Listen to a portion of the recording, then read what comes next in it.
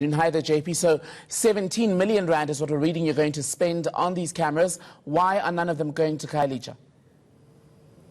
Well, unfortunately, the Cape Times is engaged in some rather low-grade journalism. So there is R500,000 worth of cameras that are going to Khayelitsha, number one. Number two, Khayelitsha has 24 CCTV cameras already. And number three, the bulk of the cameras that are being installed are coming out of what is called ward allocation budget. So every councillor in the city of Cape Town has a budget of 850,000 rand, every ward councillor, that they get to allocate on various priorities, and they choose what those are. So the sad reality is that none of the Khayelitsha councillors put money towards CCTV, whilst many other councillors across the rest of the city did.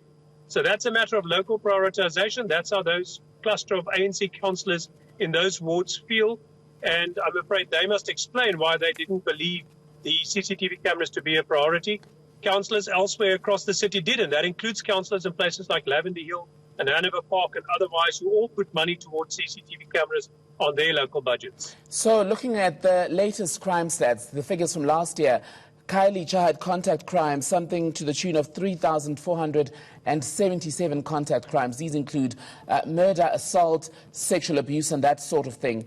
As the city, is this something that you flagged with the relevant councillor then, that the security situation, the crime situation there is so dire that perhaps the budget should have been directed towards surveillance?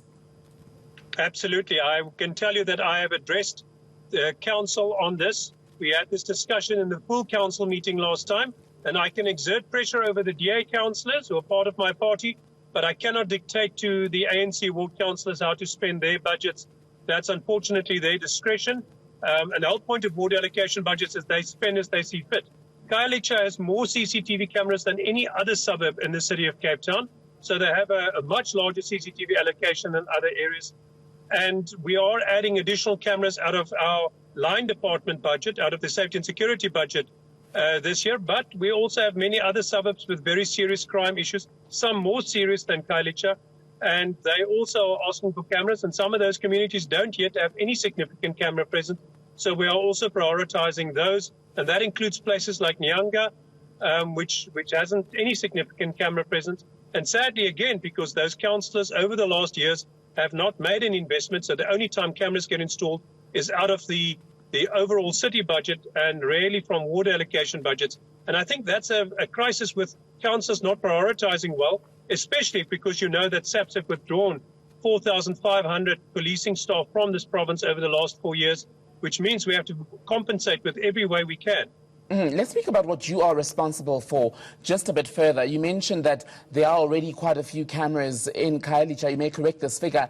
I was reading that there are about 24 cameras in Khayelitsha, but what has been problematic about those cameras is that not all of them were working at some point. How many are working today? 92% of them. And we asked London Metro Police and other departments what constitutes a best practice percentage. They said 90% is what you can realistically hope for. Because you must understand, at any given time, those cameras are being smashed out. They are having their cable stolen. And often that belongs to Eskom and others, which means we don't get to replace it as we see fit. So we're dependent on third-party supply, which is why we're slowly but surely rolling out our own fiber optic cable to compensate for that. And the cameras are also, when poles are knocked down, people crash into them and otherwise. So they're subject to a high level of vandalism. We replace them as quickly as we can. We've got contractors who are contracted specifically for that purpose. But if you put cameras in high crime rate areas, they suffer the same fate as other problems, as other infrastructure, and that's high levels of vandalism. So, but and again, I'll say Khayelitsha has more cameras than any other suburb in the city. All right, JP Smith, a lot to contend with there. Let's leave it there for now. Thank you.